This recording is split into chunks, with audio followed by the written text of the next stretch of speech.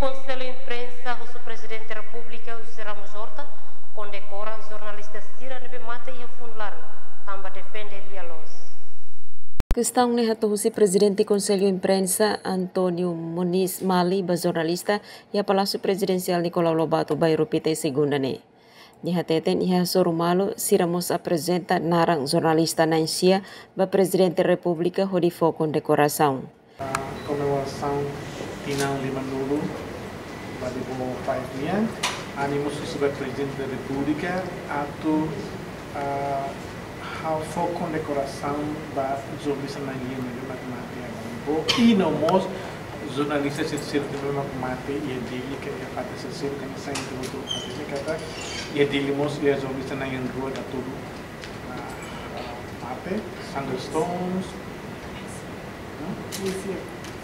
Sandton, so itu yang dari satu orang da Bedinho, mate ya kulupung, o mau jornalis Indonesia ida Agus Mulyawan be mate Agus Mulyawan be mate ya terus paru sama kemanusiaan. Nunemos Diretor Executivo Conselho Imprensa Antonio Dias Ateten, Vali Bo 5 tinang idane conhecido ho tinang 5 nulo, o massacre be jornalista 95 nebe sacrifica sirania vida balia los. Coincide ho tinang 5 nulo.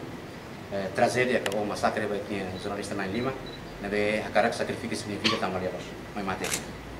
Então, culmine liu ia dia 16. A gente pode ser até nana, ia dia 16 né, a proposta nebe halo, e depois foi lorong dia 16 de outubro né, você colega na Antônio Mata né, sai dia lorong nacional liberada imprensa. Então, tinha né kita comemora terceiro aniversário, itu celebra terceiro aniversário Loro Nacional Liberada Imprensa e 50 anos comemoração tragédia Baliboho, tema central Liberada Imprensa ba Lialos na Justiça.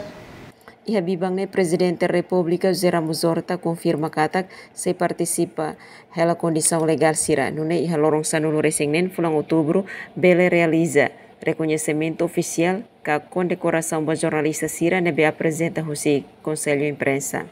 Emerenciana Pinto, STL News.